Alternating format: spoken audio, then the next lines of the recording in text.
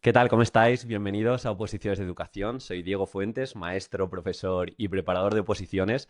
Y cuando me presento así, es que yo no soy el protagonista. Estamos con Alba, Rincón de la Calma en redes, y vamos a pasar un ratito hablando sobre educación emocional, sobre gestión de las emociones. Y se lo decía fuera de cámaras que me hace ilusión esta charla porque a lo tonto no sé cuántos años nos conocemos, pero igual ya son 5 o 6 años desde que hiciste la primera aparición.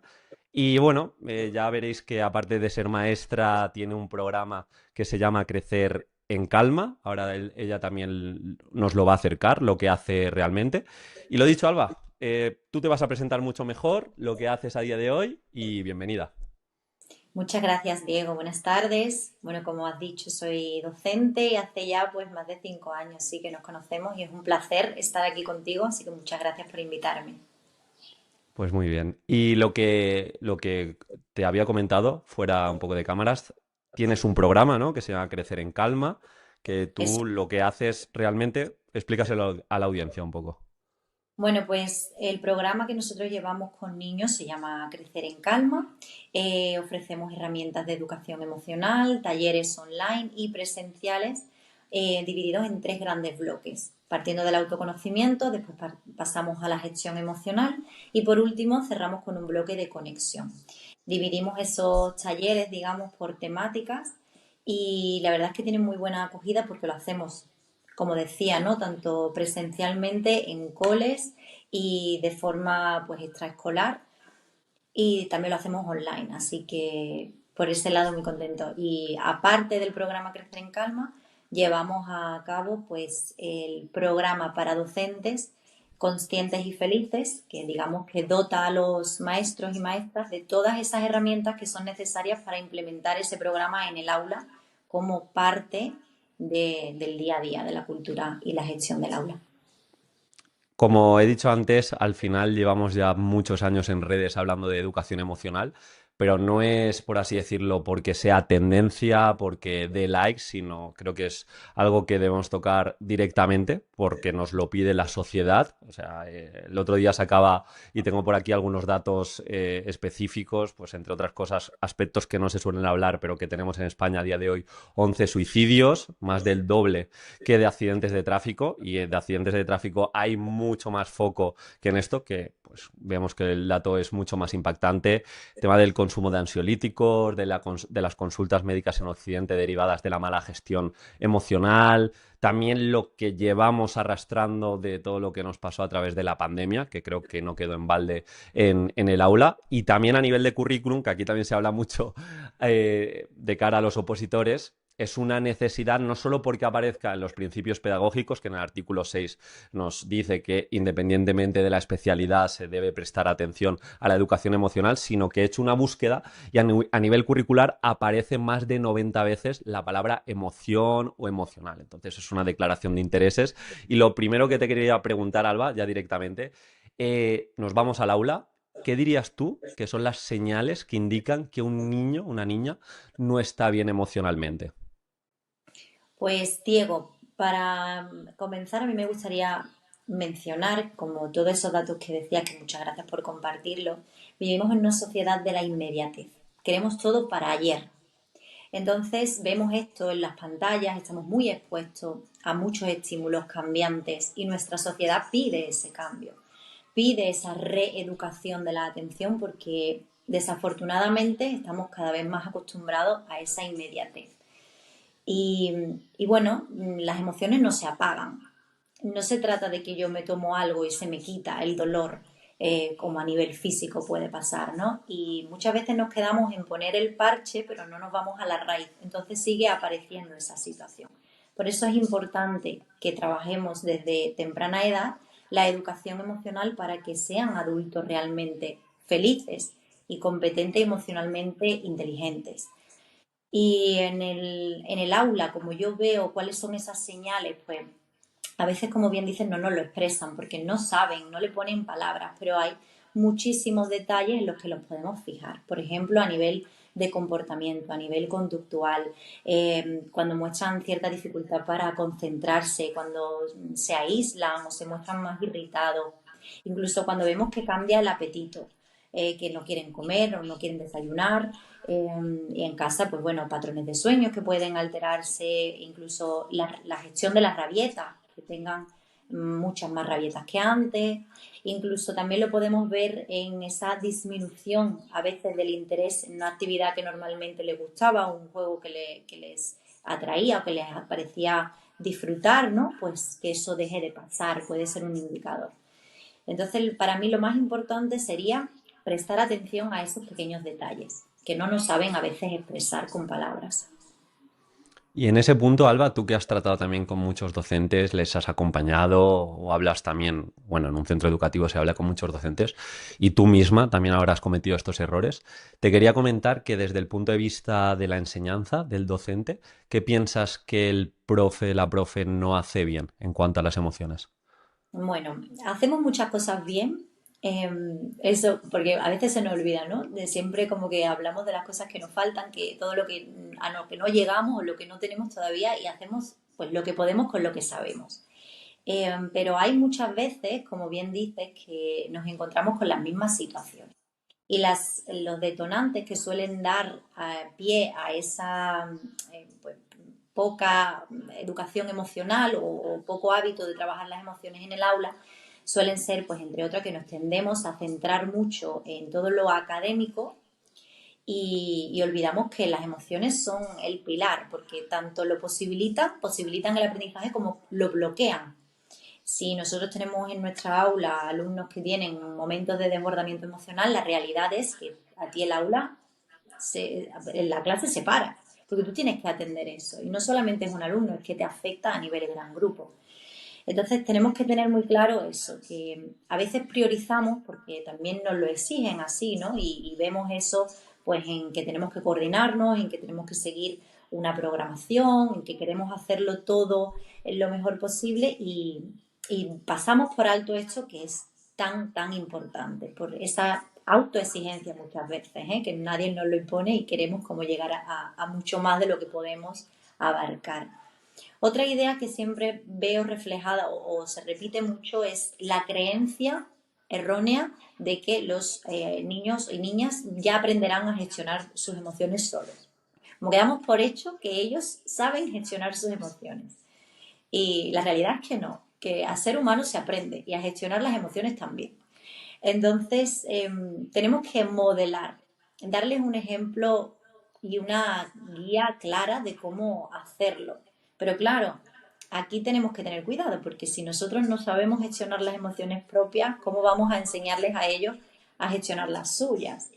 Y para mí ese es, bueno, un detonante común que todos tenemos que queremos enseñarles. No es por falta de ganas, no es muchas veces incluso por falta de herramientas y conocimientos, porque los tenemos, pero no los aplicamos a nosotros mismos. Entonces, en el momento en el que vemos que en nuestra aula hay un proceso de desbordamiento emocional, un niño con una rabieta, nosotros pretendemos que se calme gritándole, cálmate. ¿Qué ejemplo le das tú cuando tú le estás gritando pidiéndole que se calme así?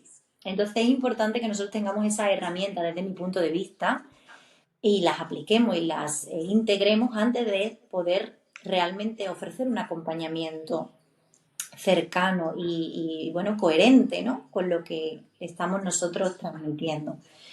Y por último, creo que la tercera cosa que destacaría o que echamos en falta es que no ofrecemos, no tenemos quizás la soltura, la habilidad para ofrecer esos espacios seguros en el aula donde los alumnos se puedan expresar sin miedo a ser juzgados.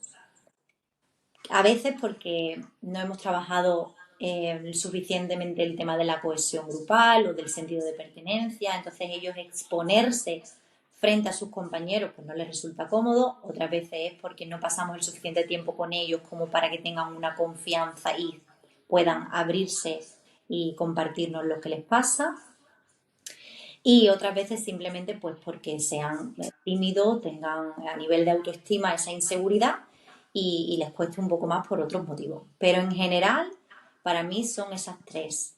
Y el espacio seguro es muy importante. Tener claro las emociones como foco principal para posibilitar el aprendizaje sería la primera.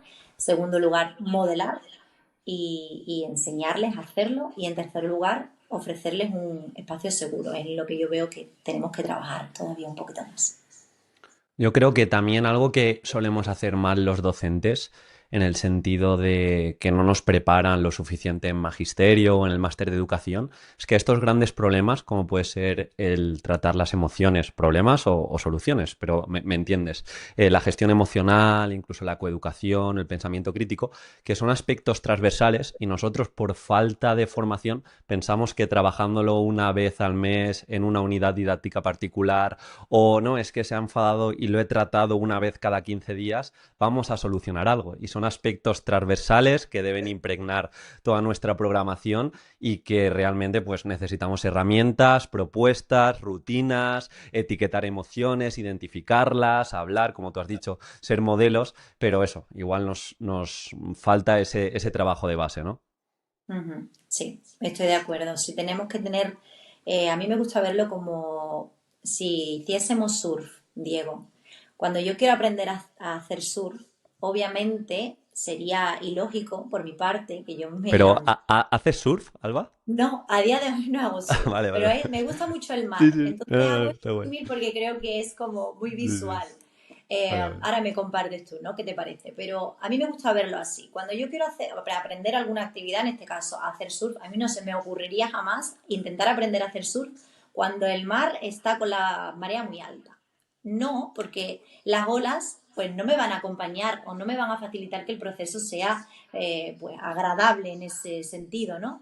Entonces yo intentaría aprender a hacer surf cuando el mar pues está en calma, cuando la marea no es demasiado alta, cuando hay, digamos, una posibilidad para que yo entrene esas herramientas que vaya aprendiendo en clase sin sufrir en el proceso.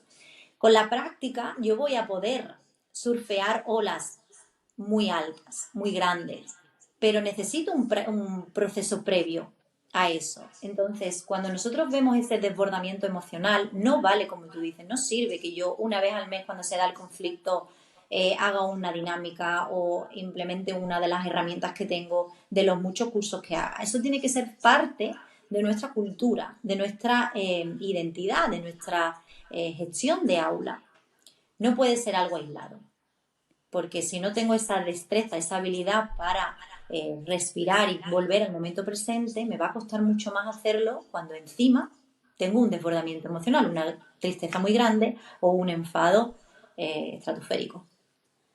Quería hacer en este punto una pausita, Alba. Me refiero de temáticas del aula. Vamos a saltar a las oposiciones porque ya sabes que al Uh final -huh. mi público, el 80-90% está opositando. Entonces sé que no hace tanto, bueno, ya hace unos años tú también fuiste opositora y Uh te -huh. quería preguntar dos preguntas al respecto. La primera, ¿cómo lo trabajaste o cómo le hiciste ver al tribunal que llevabas a cabo esa gestión emocional? Un poquito para diferenciarte, ya sabes que pues, las oposiciones al final es vender si tienes muy poco tiempo para explicar muchas cosas. Y luego, si quieres, hablamos de los nervios, que de hecho recuerdo que me hiciste una meditación para uno de los cursos para los opositores y la recuerdo, me acabo de acordar, así que lo que tú quieras.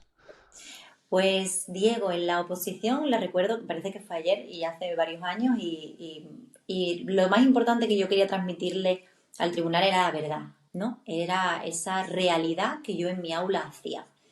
Pero para eso tenía que vivirlo.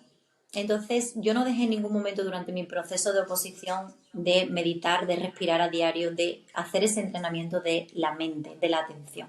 Porque cuando yo hiciera en la exposición oral tenía muy claro que quería transmitir esa presencia y esa templanza, para que desde ahí, desde ese ejemplo, yo pudiese realmente conectar con ellos y explicar cómo yo hacía esto en la clase, cómo yo mantenía ante una exposición. Y de hecho recuerdo que puse ese ejemplo, que en momentos de exposiciones orales, de presentaciones, yo hacía una pequeña pausa antes de empezar con una respiración guiada para reconducir la atención y regular las emociones. Y fue uno de los ejemplos que puse. Además, yo, pues, dentro de las dinámicas que, bueno, de los materiales que llevaba, recuerdo que llevaba trocitos de mi clase, ¿no? Entonces, yo sí que pude mostrar cuáles eran esas rutinas qué cosas hacía en mi asamblea, cómo yo realmente intentaba conectar con el alumnado y mantener ese bienestar como parte de mi día a día en el aula tanto a principio de la mañana, después del recreo, del descanso y por supuesto, los momentos de conflicto. Cómo le dábamos y le doy a día de hoy los roles a cada uno de ellos, ese sentido de pertenencia, cómo trabajamos el autoconocimiento. Digamos que puse muchos ejemplos, pero desde mi propia experiencia, desde mi propia práctica docente. Y sobre todo creo que ellos valoraron mucho esa capacidad de conexión que tuve, de poder mirarlos a los ojos, incluso respirar, porque entre las dos partes, pues recuerdo que fue un momento de, vale, he parado, he terminado con esta parte y ahora empiezo con la parte oral, digamos, de la parte de la programación, termina la programación y era la unidad didáctica, ¿no? Entonces, en ese momento que ya ha cambiado, ¿no? Creo que ha cambiado un poquito, corrígeme. ¿El qué en particular, Alba? ¿Ha La cambiado? unidad didáctica ya no se llama unidad didáctica, se llama Bueno, es lo situación de... mismo, depende de la comunidad, pero es lo mismo. Vale, Situación de aprendizaje en algunas comunidades, en otras unidades didáctica, pero lo mismo es. vale, pues en mi momento era unidad didáctica, entonces yo recuerdo que entre una parte y otra hice esa pequeña pausa, incluso cerré los ojos y respiré un par de veces y fue como, vale, y ellos incluso sonreían, ¿no? Era como, esta persona realmente está en su papel de, bueno, no pasa nada, somos compañeros y eso para mí es algo que me ayudó mucho, que espero que a quien nos escuche también le ayude, son compañeros, han pasado por ahí, al igual que nosotros y no dejan de entender que es un proceso complicado y que si tú quieres transmitir lo que tú haces en tu clase, tienes que estar primero muy seguro de lo que haces, haberlo practicado, haberlo interiorizado y transmitirlo desde tu verdad. Para transmitir tu verdad tienes que estar en tu centro, tienes que estar en el aquí y ahora, no puedes estar en los nervios de no me da tiempo, no llego, tal y cual. Sé que es muy difícil, pero bueno, con entrenamiento y seguro que de tu mano han podido y estarán trabajando mucho todo eso para que esté todo muy bien atado. Así que, sobre todo, disfrutar de ese ratito y transmitir desde ahí, ¿no? Creo que eso es súper importante. Yo hice respiraciones antes de entrar, como tú bien has dicho, tenía meditaciones que hacía todas las mañanas antes de ir a trabajar, porque yo ese año estaba trabajando en un colegio. Entonces, pues por la mañana meditaba, iba a trabajar, volvía, la alimentación también importante para que fuera algo que me diera energía para poder por la tarde estudiar y hacía descansos activos. También sé que es algo que bueno, que tú has seguro que trabajado y mencionado con ellos porque son muy importantes, ¿no? Ya sea con técnicas Pomodoro o con lo que sea, pero en esos descansos, meditación, 5 o 10 minutos, reconectar para entrenar la atención. Al final se trata de entrenar la presencia y la atención. En el proceso de oposición, en la exposición oral y después en tu vida, en tu día a día y en tu aula. ¿Hablaste, Alba, con esta cadencia que estás hablando en la entrevista? Es decir, ¿hablaste tan tranquila y con esa paz que siempre transmites cuando comunicas? Yo intenté, sí, no te puedo decir porque bueno, no recuerdo Pero tu bien. sensación interior era que sí, que Mi eras tú, ¿no? Tú eres sensación, así, como eres. sí, que era yo. Al principio es verdad que los nervios, pues de los primeros minutos es inevitable, yo creo que para todos, porque vienes de una encerrona, vienes de un proceso de que me va a caer, voy a repasar todo súper rápido, un poco que no sirve para mucho, pero bueno, pues uno mentalmente se autoconvence, ¿no? De que sí. Y esos minutos, primeros minutos, sí, pues son de nervios, Diego, pero recuerdo ser yo. Y recuerdo incluso que, fíjate que yo planteaba un viaje y recuerdo sacar incluso, yo era la azafata del vuelo de mi tribunal, entonces yo hice ese símil, ¿no? De bienvenidos al vuelo, no me recuerdo el código del tribunal, con destino a Koalan, que era mi centro de, bueno, mi hilo conductor y mi centro de interés. Y hice incluso los gestos de la azafata, hice los dibujos, o sea, incluso me equivoqué en uno de los dibujos y fue como, no pasa nada, ¿no? Reconducí la atención al momento presente y reconduje todo lo que fue la exposición a eso. Así que muy bien. No, muy bien, te lo decía porque la semana pasada justo entrevisté a Moisés, que es asesor de comunicación no verbal, que incluso sale en la televisión a veces ayudando a la gente para comunicar, y me dio uno de los consejos o me hizo ver que muchas veces en las oposiciones de educación también te puedes diferenciar desde la calma. desde estar más pausado, porque tú piensas que la mayoría de gente, pues yo recuerdo que igual me aceleré en algún momento dado, no puedes mostrarle tu esencia y creo que desde tu personalidad pienso que te diferenciaste, ¿no? Desde esa calma, desde esa paciencia, de, como tú dices, desde esa atención y esa presencia. Aunque es complicado, seguro que el tribunal se llevó un cachito de ti y le gustó mucho. Sí, yo creo que sí, al menos se intentó. Vale, pues mira, volvemos al aula, ahora sí. Y yo hablo mucho, de hecho, Alba, del efecto primacía y recencia, de esos inicios, de esas introducciones, de ese comienzo en el aula. Entonces, yo sé que tú también lo tienes muy en cuenta y te quería pedir si tienes dentro de tu aula algún ritual o alguna rutina para empezar el día con calma y atención plena. Sí, bueno, primero empiezo el día yo, porque si no lo empezamos como hablábamos, ¿no? Si uno no lo Ah, me tiene, interesa. Cuéntame todo lo que quieras, ¿eh? A mí me interesa todo. difícilmente lo podemos transmitir, Diego, si no lo tenemos como muy interiorizado. Entonces, a mí me gusta todos los días empezar con unas pequeñas respiraciones o una meditación, depende del día o una cosa u otra, que sea breve, no hace falta que sea muy extensa, y hago una intención, es decir, ¿cómo quiero vivir yo ese día? ¿Cómo quiero vivir la llegada al colegio? Lo podemos aplicar a oposiciones. ¿Cómo quiero vivir yo ese proceso? Y visualizo, intento visualizar cómo va a ser mi día.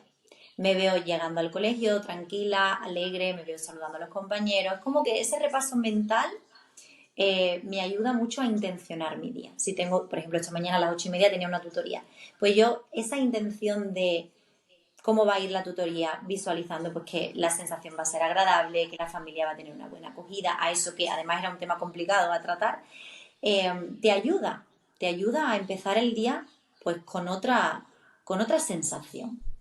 Porque creer es crear. Y a veces, Diego, se nos olvida la gran capacidad que tenemos de creación y el poder de nuestra mente, de nuestros pensamientos. Muchas veces anticipamos a nivel negativo, ¿no? Y atraemos, por tanto, ese tipo de situaciones. No por nada, sino porque nuestro cerebro, para reafirmarse, se fija en ese tipo de situaciones. Entonces, si yo pongo la intención y visualizo cómo quiero que sea mi mañana, cómo quiero que sea mi día, cómo quiero que vaya mi exposición, cómo quiero que vaya mi examen, y lo visualizo y me lo creo, eso es lo que voy a crear, porque voy a me voy a abrir a ese tipo de situaciones con más facilidad. Me voy a fijar en esos detalles que reafirmen la intención que yo he puesto primero. El cerebro es así, es maravilloso. Entonces, mi cerebro va a buscar digamos, lo que reafirma lo que yo he pensado anteriormente. Entonces, visualizo cómo va a ser mi día o cómo quiero que sea mi mañana. Y cierro con gratitud. Agradezco pues tener el trabajo que tengo salud, que tengo mi casa, que estoy viva, ¿no? Esa parte de gratitud te hace empezar el día de otra forma, de otra manera. Y algo que me gusta mucho, que la verdad es que este año estoy teniendo mucha suerte porque en el cole en el que estoy estamos haciendo muchos cambios y bueno, quizás a alguien le sirve, ¿no? De impulso, de idea. Vamos a establecer un espacio en el centro en el que nosotros entramos a las 8:30 por la exclusiva. Hay coles que entran a menos cuarto, depende, ¿no? Pero en mi colegio entramos a las 8:30. Entonces vamos a establecer 2 días en semana en los que se ponga en ese espacio, en esa aula, puede ser sala de profesores, puede ser Zoom, puede ser cualquier otro espacio, en el que tengamos un ordenador, una pantalla, unos altavoces con grabaciones de meditación o acceso a Internet. Entonces, desde -20 hasta -10 son 10 minutitos en los que a los docentes se les ofrece la oportunidad y el espacio para meditar 10 minutos. Eso hace que el día vaya de otra forma. Tengo compañeros en otros centros que ya lo están haciendo y la verdad es que, te lo dicen, cambia totalmente la forma de enfrentar el día. Entonces, en vez de en casa, pues se puede aprovechar en ese momento que llegamos a clase al cole antes y hacer un ejercicio de meditación o de respiración si no nos gusta levantarnos pronto. A mí me ayuda muchísimo. Y una vez que estoy en clase, lo que hacemos es empezar el día con asambleas. Yo no siempre empiezo la jornada con mi tutoría, pero sí hago asambleas en todas las sesiones que entro a primera hora. porque creo que es muy importante. Entonces, en esa asamblea, pues hay días que podemos trabajar habilidades socioemocionales, otros días que trabajamos funciones ejecutivas, y todo eso es entrenamiento de la atención o incluso comprensión lectora. Pero empezamos con un ejercicio de ese tipo, dependiendo de la temática. Pero los primeros minutos siempre intento dedicarlo a respirar. ¿A dónde estamos? Estamos aquí, vamos a respirar, pongo la mano, conecto con la respiración, cierro los ojos y hacemos un par de respiraciones para volver y al momento presente y empezar el día pues desde esa presencia. No tardamos nada, pero cambia mucho la forma de arrancar la jornada. Me parece ideas muy claves y que no son las típicas porque tú me podrías haber contestado cómo empiezas, pero si la base de lo que haces cuando te despiertas, lo que hacéis juntos los docentes, es muy difícil enseñar igualdad si tú no ayudas en ese punto. Es muy difícil enseñar de emociones si tú no te conoces a ti o no sabes cómo calmarte. Entonces creo que es ejemplo, es modelar también, al fin y al cabo. Eso es, sí. Y dentro de estos puntos, Alba, hay uno que me parece súper importante y más en el mundo desconectado hacia donde vamos, que es el de la empatía. ¿Podrías decir cómo trabajas esa empatía dentro de tu grupo clase? Sí, Diego, como tú decías, se trata de modelar. Si nosotros queremos que nuestros alumnos sean emocionalmente inteligentes, pues como bien hablábamos, ¿no? Tenemos que ofrecerles herramientas desde nuestro ejemplo y desde nuestra propia práctica para poder enseñarles sobre emociones. Yo tengo que saber cómo yo vivo la frustración para poder acompañar a los alumnos en ese proceso de tolerancia a la frustración. Y lo mismo pasa con la empatía y con todo lo demás. La empatía para mí, al igual que la responsabilidad, la amabilidad, no dejan de ser valores que si queremos que se conviertan en virtudes, tenemos que entrenarlo, tenemos que practicar. Para que sea una virtud, la diferencia entre un valor y una virtud es que el valor es el concepto, ¿no? Y podemos en momentos determinados, como el Día de la Paz, tener un gesto pues de paz, ¿no? Respetuoso. Pero si yo quiero que eso forme parte de mi carácter, yo ser virtuoso en el respeto, que la empatía forme parte de mi carácter, yo tengo que diariamente hacer cosas en esa línea. Es decir, tener acciones o poner en práctica gestos que me lleven a que eso forme parte de mi personalidad y de mi carácter. Entonces, la empatía para mí es algo que tiene que ser parte de la cultura del aula.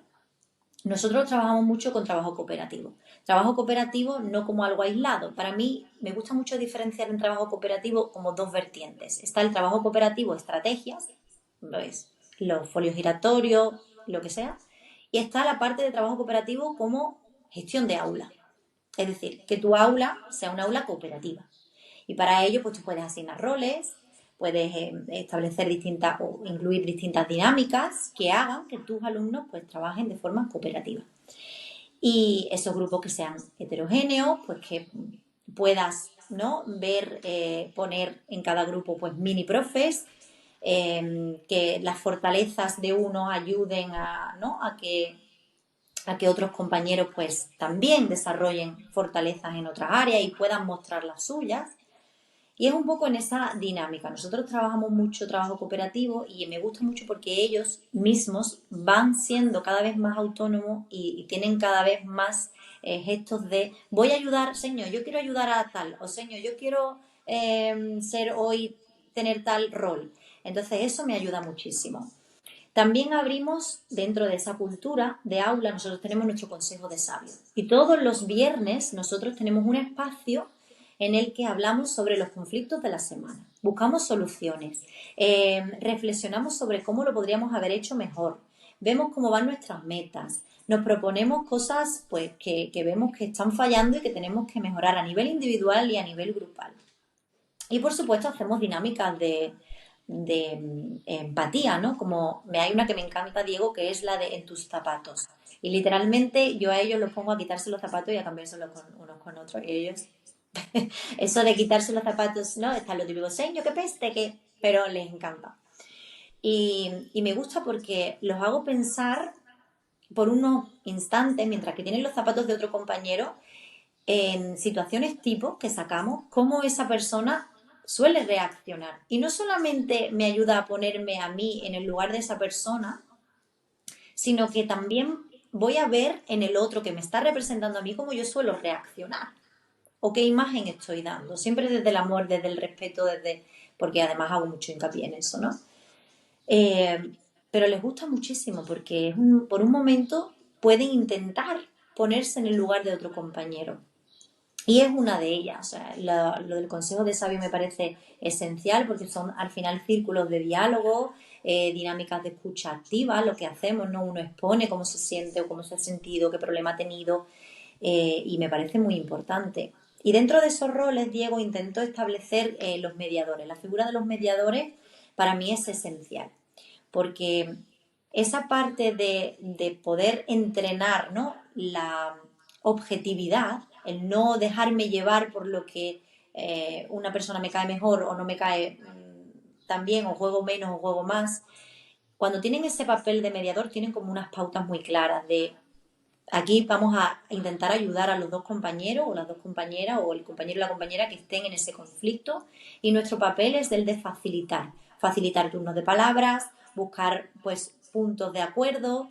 Entonces esa figura de mediador a ellos les gusta ser mediadores porque por un momento pueden dejar de ser leales, incluso fíjate, a sus grupos de amigos y tener esa opinión y esa reflexión, ese pensamiento crítico, ese pensamiento reflexivo y buscar soluciones poniéndose en el lugar de los demás, incluso aunque normalmente no suelan compartir con ellos tiempo o juegos, que es algo que desafortunadamente, pues aunque no queramos y queramos que todos jueguen todos con todos y sean todos amigos de todos, pues la realidad es que a más mayores sobre todo, pues menos real es.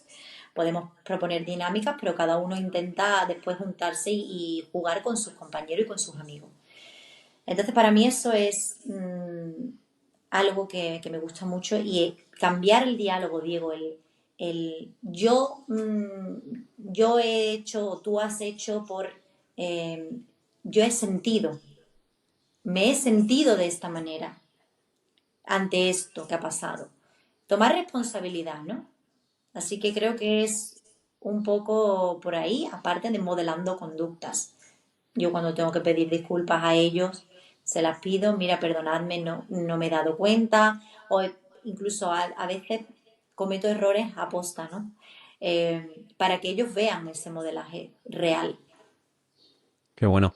Me gusta, Alba, porque estás profundizando en cada respuesta, no me estás dando ningún tipo de generalidad y de hecho de todo esto que me has dicho me ha llamado la atención que has hablado de la cultura que quieres que haya en tu clase. Entiendo que cuando te enfrentas a una clase nueva y cuando te sientas a programar, más allá de criterios de evaluación, tú por tu bagaje y demás, tienes claro cuál va a ser la cultura de clase, ¿no? En Sí. relación al trabajo emocional, al entorno seguro, de cómo se sientan los alumnos. Creo que es muy importante el pararse y tener en cuenta esto. Ujú, así es, para mí es súper importante, Diego, y creo que muchas veces pensamos que es algo muy complicado, pero no es así realmente si nosotros sabemos cuándo hacerlo. Para mí las asambleas son esenciales. Yo por si a alguien le sirve, sigo una estructura de sesión bastante clara. Hacemos asamblea primero, mini lección, práctica individual o grupal, guiada o autónoma, y cierre o rincones, dependiendo del curso que tengas, dependiendo de la clase y dependiendo de muchas cosas, ¿no?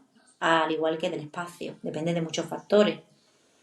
Pero es una forma muy eh, sencilla para mí de llegar un poco a todo esto.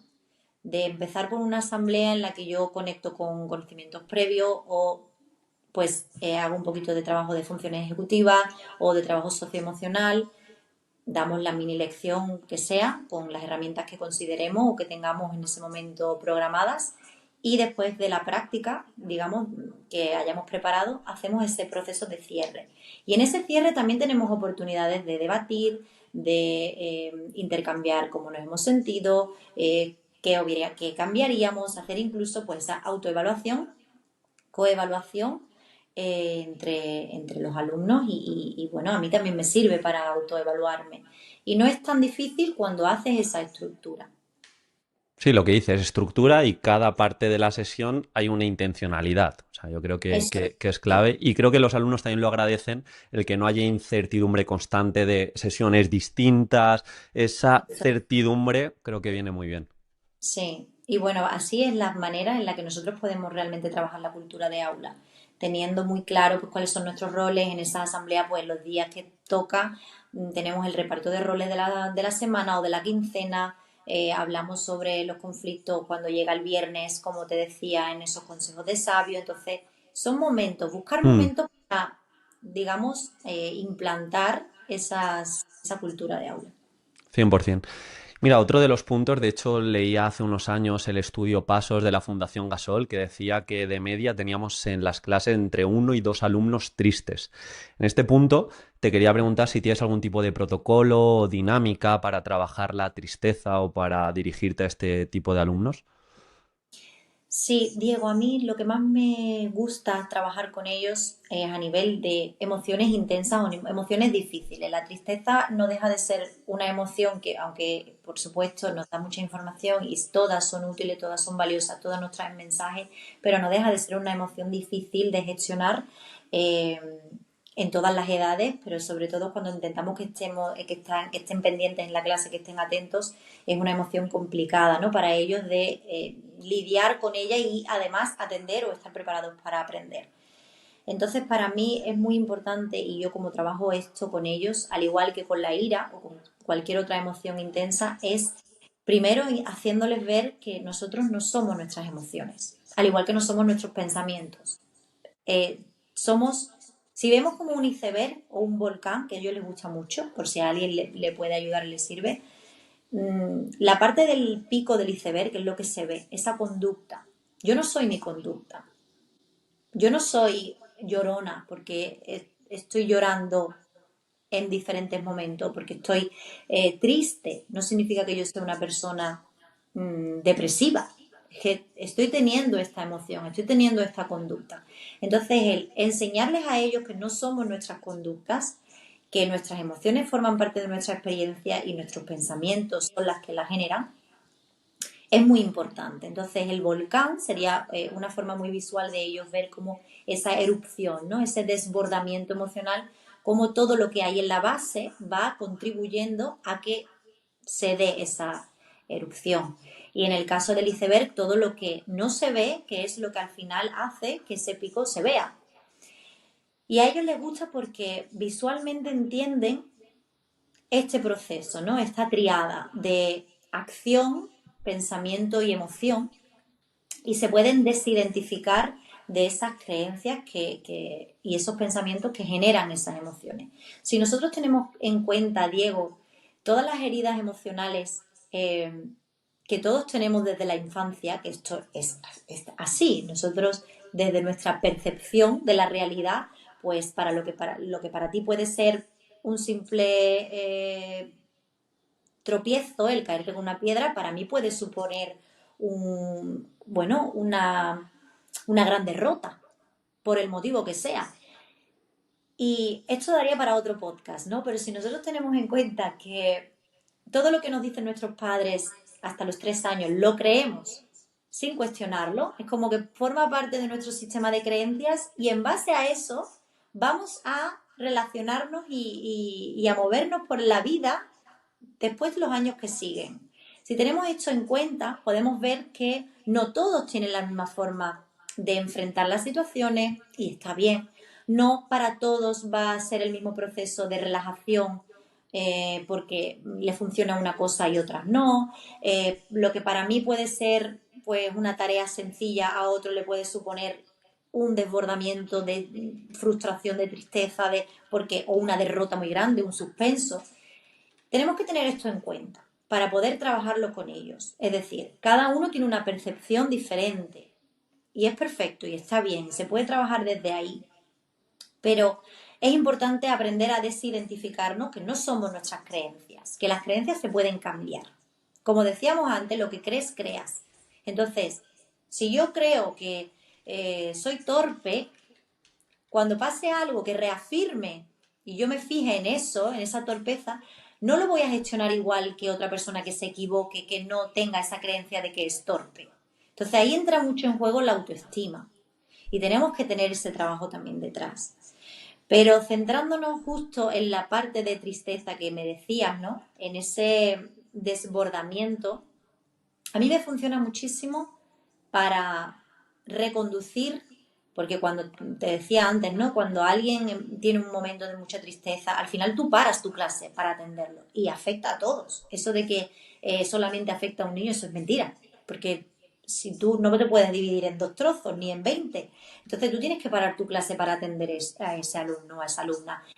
Entonces, la dinámica del semáforo del bienestar a mí me gusta muchísimo. En el momento en el que yo veo a un alumno o una alumna que está triste, que está en su momento de evasión, porque a lo mejor no ha entendido la tarea y está pues pescando o cazando moscas, yo tengo que parar mi clase. Entonces, en ese momento el semáforo del bienestar no está en verde. El verde sería como el mar en calma, todos estamos atentos, todos estamos preparados para atender y para aprender y las situaciones para el aprendizaje son óptimas. Después tenemos el amarillo que es la agitación, perdón, en el que pues hay un poquito de movimiento a nivel emocional, la atención está un poco dispersa, en uno o en muchos casos, me da igual, pero en el momento en el que haya uno, pues yo tengo que parar. Y después está la tormenta, que serían los casos de desbordamiento emocional. Entonces yo voy cambiando, a nivel gran grupo, no expongo a nadie, estamos en el momento que estemos. Y hacemos una pausa. Hacemos una pausa para reconducir la atención o para gestionar esas emociones. Todos, pues sea con un mandala, sea con una respiración, sea con una pausa activa o con el ejercicio que decida. Y con ese alumno o esa alumna, si tengo que hablar y ofrecerle el acompañamiento y demás, pues también lo hago.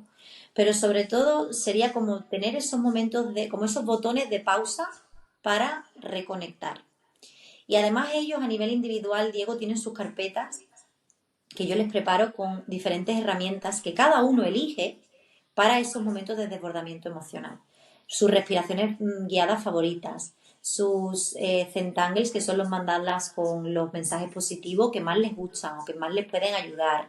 Incluso algunos tienen pues sus imágenes o fotos que han traído de casa de cuando eran pequeños, de lugares que les gusta o que les transmiten calma, para poder reconectar y gestionar esa emoción. Aparte tenemos el rincón de la calma, es decir, tenemos distintas cosas habilitadas para esto, ¿no?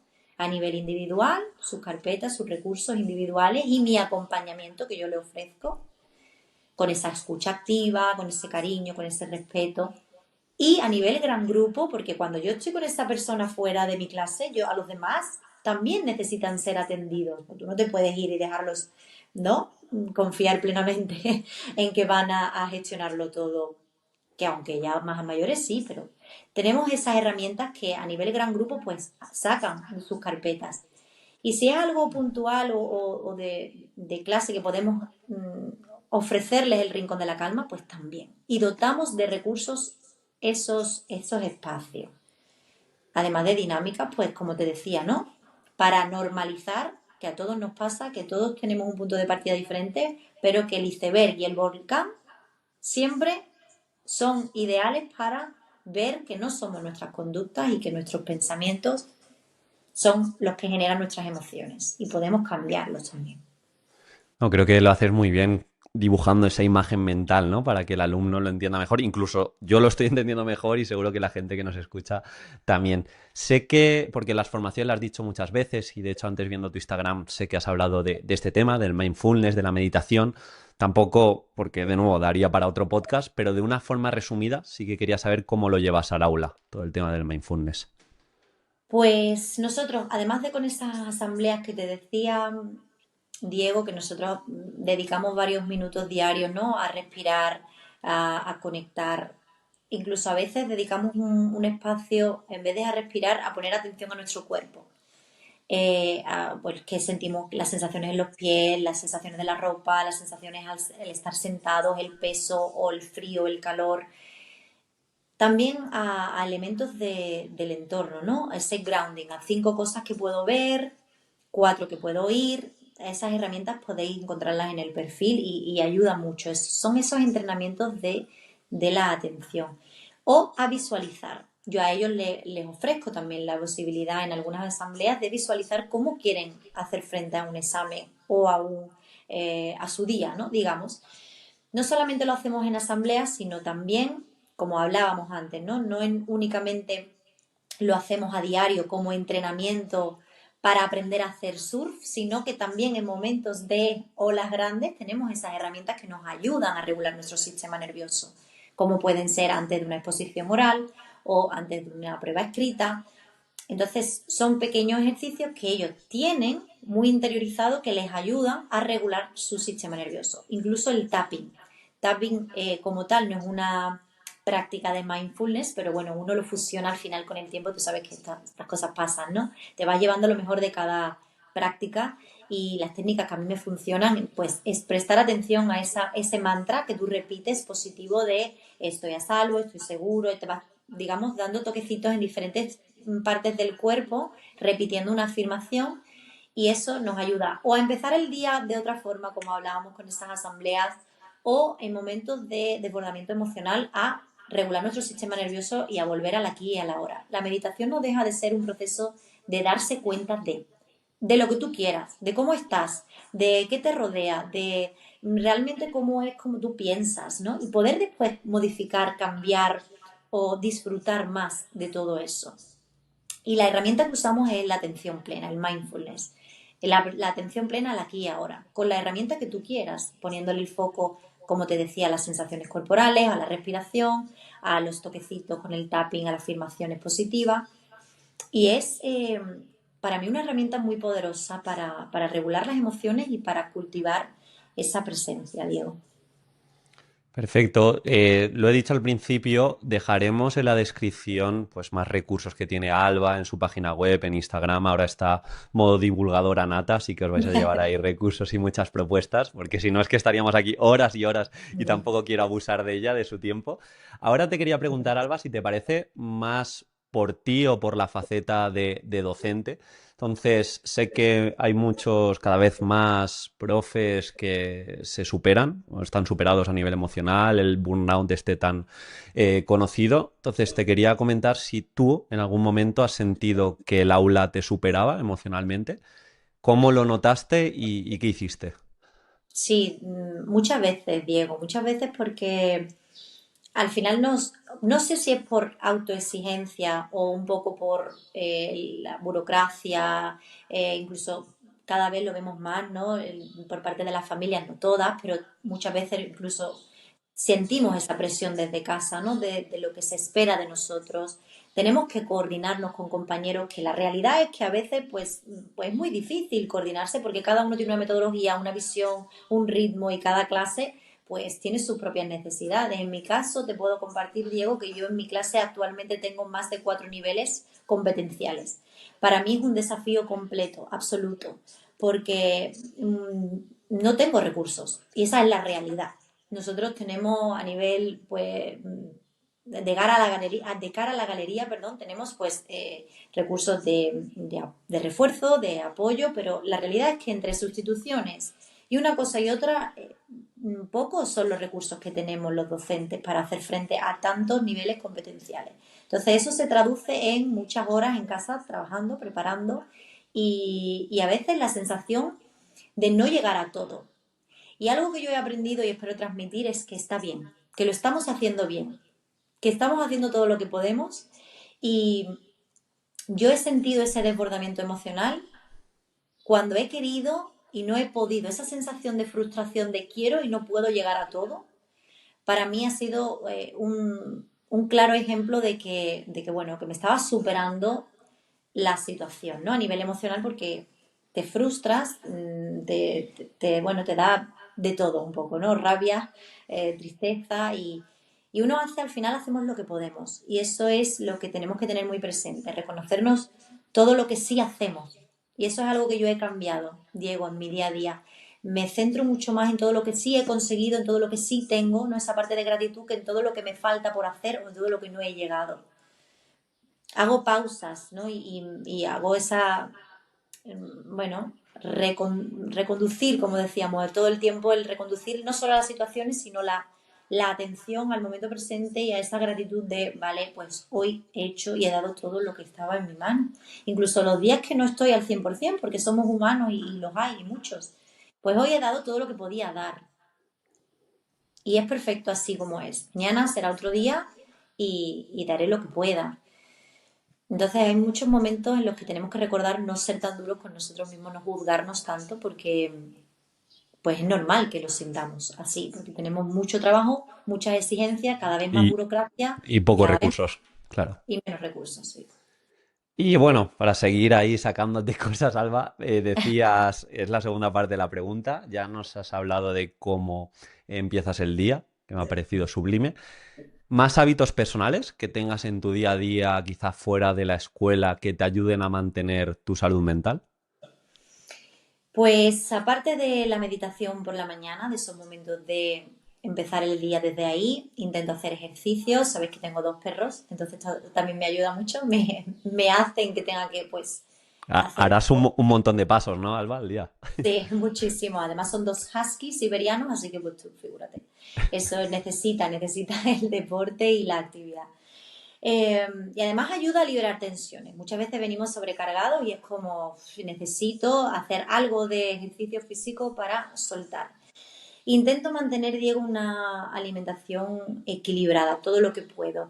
Eh, es cierto que es algo que sigo perfeccionando con el tiempo, pero he notado mucho cambio a nivel de energía Sí, cuidando con la alimentación, eligiendo conscientemente, nunca mejor dicho, esos alimentos que al final le estoy dando a mi cuerpo, que no deja de ser un acto de amor propio, tanto 100%. en la parte de cuidado a la mente con la meditación, cuidado al cuerpo con el ejercicio físico y la alimentación. Y intento también mantener como ponerme límites a mí misma, y eso me ha ayudado mucho entre la vida personal y la laboral.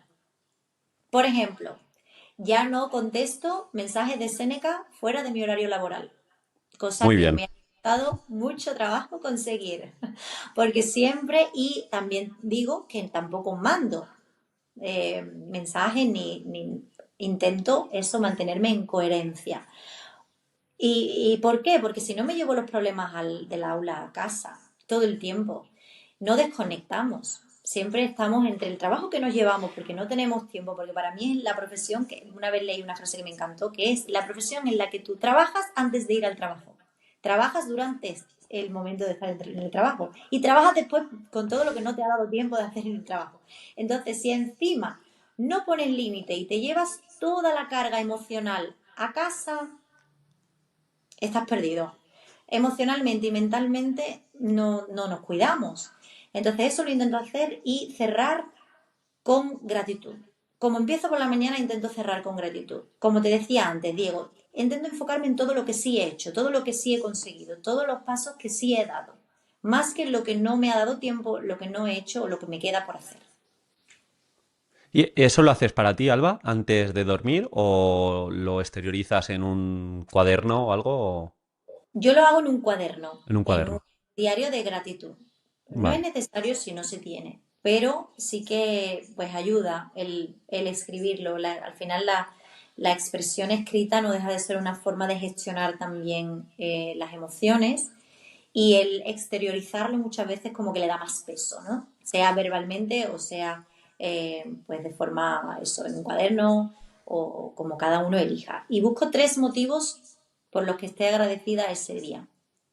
Muy bien. Así también estás educando a la mente, ¿no? Eso Encontrando es. motivos. Muy bien. Y Mira, preparas para el sueño, Diego, preparas para el sueño, duermes mejor, porque no es lo como mismo que dormir. liberas la cabeza, ¿no? Claro, no es lo mismo dormirte pensando, hay que ver que no he hecho esto, que no he hecho lo otro, dormirte diciendo, bueno, previamente a ese descanso, agradezco todo lo que tengo. Es como que duermes mejor, incluso. Muy bien. Y mira, antes de acabar, vamos a hacer un test picadito. Sí que has desarrollado las preguntas de antes más. Ahora te pido como un pelín más de síntesis. Te voy a proponer alumnos cómo se sienten respecto a alguna casuística y tú qué harías con esta casuística. Por ejemplo, ¿qué haces con un alumno que tiene mucho miedo al error y por eso no se implica? Vale, modelando, caminos educativos, dinámica que funciona súper bien. Yo intento transmitirles que nosotros todos seguimos un camino, en este caso educativo, común. Tenemos una meta común, pero cada uno de camino a su meta se puede perder, se puede caer, se puede levantar las veces que necesite. Los obstáculos a los que nos vamos a enfrentar los vamos a enfrentar según nuestra perspectiva. Volvemos a lo de antes, a nuestras creencias y a nuestras vivencias. Y el error es parte del aprendizaje. Entonces intento transmitir, incluso como te decía anteriormente, me equivoco adrede, Tú lo dices. modelando que me he equivocado y que es una oportunidad maravillosa para aprender. No deja de ser miedo al rechazo, Diego. Hmm. La baja tolerancia a la frustración, el miedo al cometer errores es miedo a que me rechacen. No tengo una tolerancia a la frustración, pues que me permite gestionar eso con bienestar. Entonces es introduciendo un poco más, graduando progresivamente esa tolerancia para que el umbral vaya subiendo, acompañándole con mucho cariño, con mucho respeto y modelando esos errores, normalizando y viendo el error como oportunidad para aprender. Bien, niño o niña con la autoestima muy baja. Reforzando mucho cada progreso, cada pequeño pasito que dé, cada logro que dé, reforzando mucho, verbalizando mucho y afirmaciones positivas, tapping en asambleas. Perfecto. Alumno o alumna con ansiedad, te había puesto ante exposiciones, pero también ante exámenes, que suele pasar. Vale, respiraciones conscientes antes de esos momentos y practicar en pequeños pasos. Volvemos a las olas. Ofrecerles oportunidades de que vayan ganando esa confianza poco a poco, que vayan, aparte de acompañarles en ese proceso, que vayan dando esos pequeños pasos, reforzarle todos esos pequeños logros y ofrecerles herramientas para regular sus emociones antes de esos momentos. Muy bien.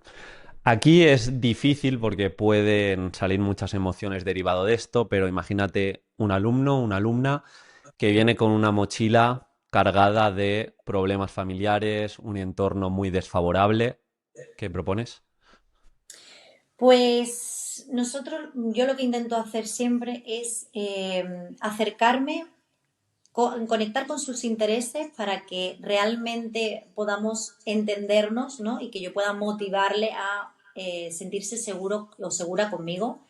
Ofrecerles espacios de escucha activa como pequeñas tutorías, intento incluso pues en los recreos, acercarme, preguntarle o en momentos en clase, acompañar esos procesos y darles pequeños roles de responsabilidad para que vea que confiamos en ellos y que eso pueda ser pues bueno, un proceso de retroalimentación. Yo confío en ti, tú confías en mí y me vas contando un poco cómo estás, cómo te sientes y poder desde ahí ir acompañándolo. Es muy importante que se tenga en cuenta que hay que hablar pues con el equipo docente para que las medidas vayan todas a uno, que se les respete los espacios, pues si quiere hablar, esos espacios de escucha activa, que lo pueda hacer con todo el equipo docente y respetar mucho su ritmo, muchísimo. Qué bueno. Te había puesto, había sacado dos preguntas, una de las redes sociales, pero creo que consecuencia de segundo orden de las redes sociales es encontrar desmotivación frente a los estímulos que te puede presentar una clase. Entonces, alumno, alumna que está desmotivado, que le desmotiva el aula. Vale, pues le damos pequeñas metas, pequeñas casos que puedan realmente alcanzar y experimentar ese éxito, que sean cosas que a él o a ella les motive. Volvemos con los problemas familiares igual que pasa, pero en otra vertiente, ¿no? En este caso no es para ganarnos su confianza y que se sientan cómodos y seguros, sino para que se sientan parte y que se sientan tenidos en cuenta y que se sientan importantes. Entonces, para mí es fundamental asignarles roles que ellos puedan desempeñar y que se sientan pues parte activa de esa actividad o de esa dinámica y que puedan alcanzar pequeñas metas y que vean esa recompensa, ¿no? Interna, esa motivación intrínseca de que lo han conseguido. Simplemente a veces con escucharles y ofrecerles esa validación a cómo se están sintiendo, que si están aburridos, bueno, cuéntame qué podemos hacer. Y escuchar ese feedback, ¿no? Y Hmm. darle desde ahí pequeñas metas ayuda mucho. Y la última casuística, alumno, alumna que no se siente dentro del grupo, que le falta ese sentido de pertenencia. Trabajar mucho habilidades sociales, habilidades socioemocionales. Hay una dinámica que a mí me gusta mucho que parte de un libro y nosotros lo hacemos con el cuento en nuestra clase, es una familia Y me gusta mucho ese cuento porque te ayuda a entender que cada uno aporta, ¿no? Algo al aula. El aula no sería lo mismo sin cada uno de ellos. Entonces, para mí es muy importante pues que el aula, en vez de estar cargada de muchísimas, bueno, muchísimos recursos, carteles que tengan un poco sentido, que tengan frases de motivación, que tengan frases que realmente les ayuden a tener ese sentido de pertenencia, que tengan rincones donde ellos sean los que decoran esa clase, esa parte de la clase, que puedan formar parte activa de todo lo que es el aula, que tengan esos roles para tener ese sentido de pertenencia, ¿no? Del que hablábamos, de qué me encargo yo, que puedan ver que su función es importante, porque cada uno de ellos tiene un rol en el aula, trabajar el respeto, trabajar desde esas asambleas, pues las habilidades socioemocionales, con diferentes juegos o dinámicas que podamos hacer de cohesión grupal, lo que hablábamos de la empatía, todo lo que realmente hemos hablado puede ayudar a que se haga esta cohesión y se forme parte de esa cultura de aula, el semáforo del bienestar, los caminos educativos que mencionábamos, todo eso ayuda muchísimo. Y todo lo que puedan ellos aportar, que sea con un espacio de escucha activa, que le demos la oportunidad de hablar y de expresarse, que muchas veces vamos como a todo, Acelerados. sí, y no les damos el espacio de hablar.